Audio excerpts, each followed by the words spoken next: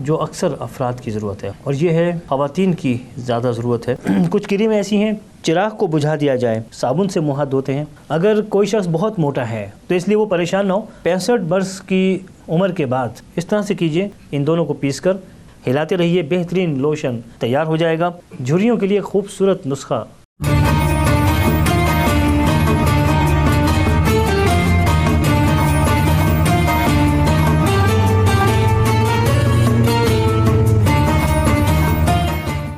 نحمدہ ونصلی علی رسولہ الکریم، اعوذ باللہ من الشیطان الرجیم، بسم اللہ الرحمن الرحیم۔ محترم ناظرین و سامعین، السلام علیکم ورحمۃ اللہ۔ ناظرین، آج طب نبوی صلی اللہ علیہ وآلہ وسلم میں ایک بہت اچھا موضوع جسے جو اکثر افراد کی ضرورت ہے، خاص طور سے خواتین کی زیادہ ضرورت ہے، اور یہ ہے رنکلز، چہرے پر جھریاں پڑنا۔ اور جھریوں کے ساتھ ساتھ ایسا بھی ہوتا ہے کہ مختلف شیڈز چہرے پر آ جایا کرتے ہیں، تو چہرے کو صاف ستھرا کیسے کیا جا سکتا ہے اور ساتھ ہی جھریوں سے کیسے پاک رکھا جا سکتا ہے، اس پر آج ہماری گفتگو ہوگی۔ ایک عمل اسلام میں ایسا ہے کہ جس کی وجہ سے مسلمانوں کے چہرے کسی بھی دوسری قوم کے مقابلے میں، کسی بھی دوسرے مذہب کے مقابلے میں، چاہے وہ کتنے ہی عبادت گزار کیوں نہ ہو، اگر مسلمان اس عمل کو کریں تو ان کے چہرے ان کے مقابلے میں زیادہ بہتر، صاف ستھرے اور داغ دھبوں سے دور، اور ساتھ ہی رنکل فری۔ اور یہ ہے وضو کا عمل۔ وضو اس طرح سے 5 مرتبہ جب چہرے کو موئسچرائز ہم کریں گے، موئسچر ملے گا، پانی ملے گا، نمی ملے گی، تو ایسے چہرے پر جھریاں نہیں پڑتی اور داغ دھبے نہیں آتے، کیونکہ سب سے زیادہ مسئلہ جلد کی خشکی کا ہے۔ جو جلد خشک ہوگی اس پر نشانات زیادہ آئیں گے۔ آئلی جلد پر بھی آ سکتے ہیں، لیکن اس میں ڈرائی اسکن، خشک جلد زیادہ اس کا شکار ہوتی ہے۔ خشک جلد کا علاج 5 مرتبہ وضو کرنا ہے، اور اگر آئلی اسکن ہے، جلد میں آئل زیادہ ہے، تیل زیادہ ہے، چکنائی زیادہ ہے، تو اس کا علاج بھی بار بار وضو کر کے اس چکنائی کو دھونا ہے۔ دونوں صورتوں میں انسان کا فائدہ ہے۔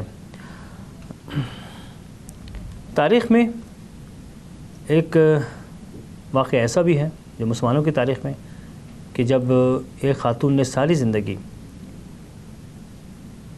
طب نبوی کی ایک دوا استعمال کی، اور بڑھاپے تک بھی ان کے چہرے پر بڑھاپے کے آثار موجود نہیں تھے۔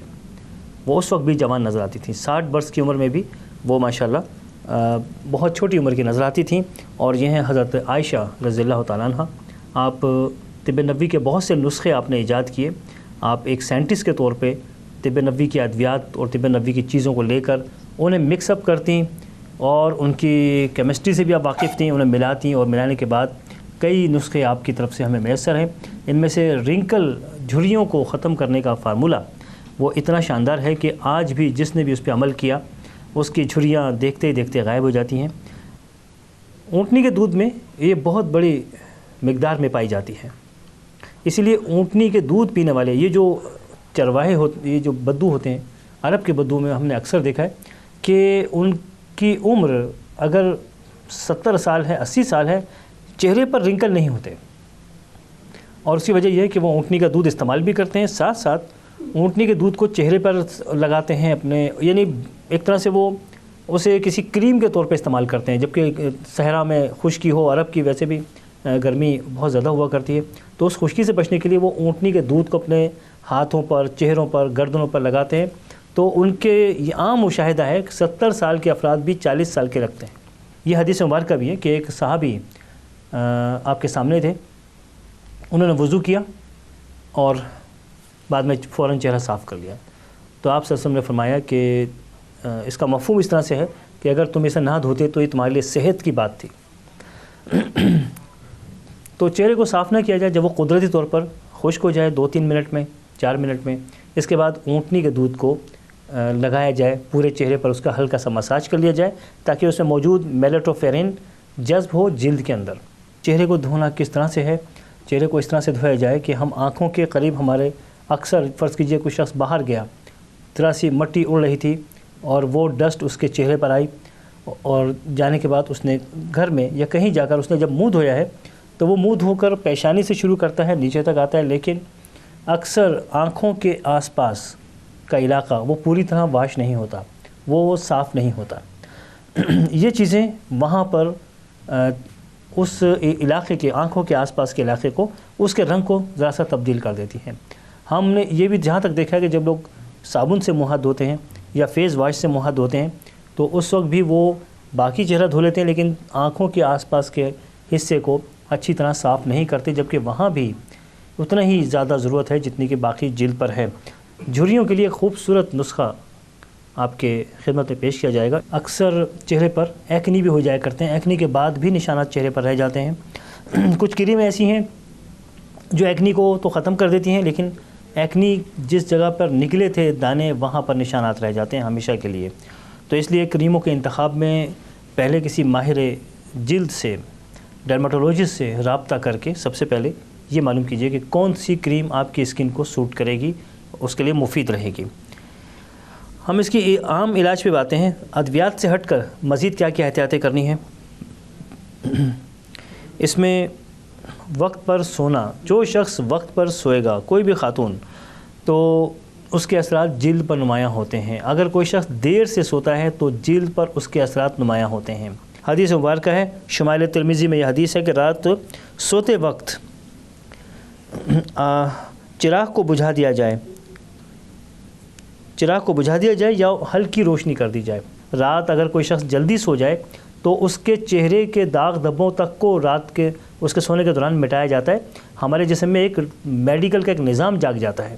دوپہر میں آرام نہ کرنا، اگر ایک شخص صبح جلدی جاگ جاتا ہے لیکن دوپہر میں اس کو آرام کا وقت نہیں ملتا تو اس کے چہرے پر بہت جلد جھریاں یعنی رنکلز نمودار ہو جائیں گے۔ تو اس لیے نبی صلی اللہ علیہ وسلم نے دوپہر قیلولہ کے نام سے ہم سب جانتے ہیں، اور قیلولہ سے مراد ہے کہ 20 منٹ یا آدھا گھنٹہ اپنے جسم کو بستر کے حوالے کر دینا اور آنکھیں بند کر لینا، سکون سے 20 منٹ آدھا گھنٹہ گزارنا، ایک وقفہ لینا اپنے کام کاج کے دوران۔ تو ایسے شخص کی جلد پر بہت عرصے تک جھریاں نہیں آئیں گی۔ نبی کریم صلی اللہ علیہ وآلہ وسلم کی عمر مبارک 60 برس سے زیادہ تھی، لیکن ایک بھی نہ صرف یہ کہ جھری نہیں تھی بلکہ بڑھاپے کا کوئی آثار نمایاں آپ پر نہیں ہوئے تھے، اور اس کی وجہ یہی آپ کے صحت مند اصول تھے جنہیں ہم طب نبوی صلی اللہ علیہ وسلم کے نام سے جانتے ہیں کہ بہترین ناشتہ وہ ہے، یہ مفہوم حدیث کا کہ بہترین ناشتہ وہ ہے جو صبح جلدی کیا جائے، اور صبح جلدی سے مراد سائنسدان یہ کہتے ہیں کہ انسان کی جب آنکھ کھلتی ہے اس کا جسم کا سسٹم سارے آن ہو جاتے ہیں، اس وقت اس کے پاس 30 منٹ ہوتے ہیں وہ کچھ نہ کچھ کھا لے۔ اگر وہ نہیں کھائے گا اس کی جلد پر اس کے برے اثرات نمایاں ہوں گے۔ لہٰذا صبح نبی کریم صلی اللہ علیہ وسلم کی عادت مبارکہ تھی کہ آپ جاگنے کے بعد بہت جلد اسی 30 منٹ کے اندر غالباً شہد پی لیا کرتے تھے۔ یہ حدیث مبارکہ ابن ماجہ اور مسلم کی، اس کا مفہوم ہے کہ رات کا کھانا ضرور کھاؤ، رات کا کھانا چھوڑنے سے بڑھاپا طاری ہو جاتا ہے، اور بڑھاپے میں ہم جانتے ہیں کہ جھریاں سب سے پہلے جب بڑھاپے کا تصور ذہن میں آتا ہے تو ایک جھریوں والا چہرہ ذہن میں آتا ہے۔ تو جو شخص رات کا کھانا چھوڑ دے گا وہ جھریوں کا شکار ہو جائے گا۔ اگر کوئی شخص بہت موٹا ہے اور وہ وزن کم ہونا شروع ہو تو اس کے چہرے پر اور اس کے ہاتھوں پر، گردن پر جھریاں آنا شروع ہو جاتی ہیں، تو اس لیے وہ پریشان نہ ہو، بعد میں جلد خود جسم اس کو مینٹین کرتا ہے اور یہ چیز ختم ہو جاتی ہے۔ بہت کمزور شخص کو یا خون کی کمی والے شخص کو بھی جھریاں پڑ سکتی ہیں، چہرے پہ نشان پڑ سکتے ہیں، تو وہ ان کا علاج کرے، زیادہ توجہ دے بجائے اس کے کہ وہ کریمیں لگانا شروع کر دے۔ 65 برس کی عمر کے بعد انسان کا قد چند سینٹی میٹر چھوٹا ہو جاتا ہے، اس لیے بھی اچانک چہرے پر پورا جسم جھریوں سے بھر جاتا ہے۔ تو حالانکہ لوگ کہتے ہیں کہ ہم صحت مند بھی تھے پھر بھی اتنا جھریاں اچانک کہاں سے آ گئیں، تو وہ ہر شخص کا قد جو کہ چھوٹا ہوتا ہے تو چہرے پر، جسم پر پورے جھریاں آ جاتی ہیں۔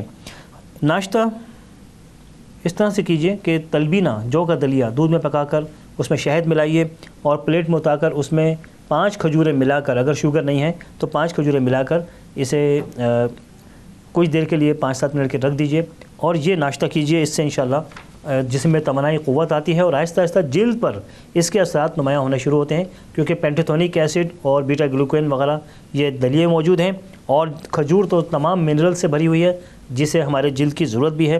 اور وہ قسط شیریں 1 بڑا چمچہ، اور اگر خالص ورس مل جائے تو وہ 1 بڑا چمچہ 1 ٹیبل اسپون، ان دونوں کو پیس کر 1 کپ پانی میں 1 کپ زیتون کے تیل میں 2 سے 3 منٹ ہلکی آنچ پر گرم کر کے ان دونوں چیزوں کو ٹھنڈا ہونے پر 1 بوتل میں محفوظ کر دیجئے۔ ایک طریقہ تو یہ ہے، یا پھر ان دونوں تینوں اجزاء کو مکس کر کے دھوپ میں رکھ دیجئے، اور دھوپ میں رکھ کر انہیں دن میں 2-3 بار ہلاتے رہیے، بہترین لوشن لینمنٹ تیار ہو جائے گا۔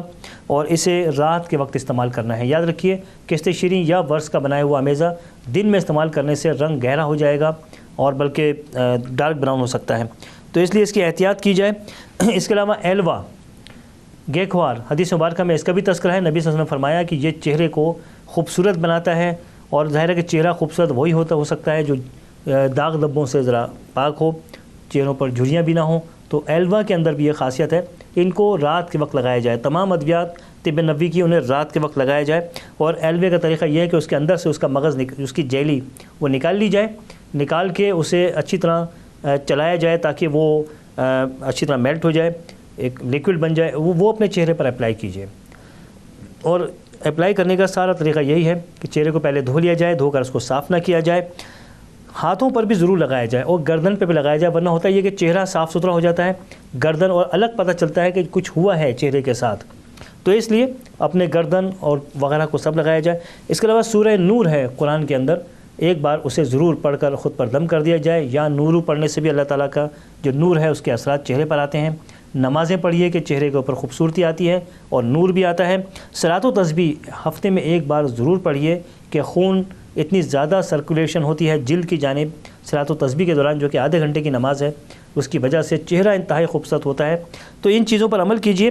اس کے علاوہ اپنی صحت کا خیال رکھیے، غذاؤں کا خیال رکھیے، سبزیاں، گوشت اور مچھلی 1 ہفتے میں یہ سب آپ کے غذا کا حصہ ہونا چاہیے۔ تو ناظرین، یہ تھا ہمارا آج کا پروگرام۔ اپنے میزبان ڈاکٹر ناظر حسین کو اجازت دیجیے۔ اللہ حافظ و ناصر۔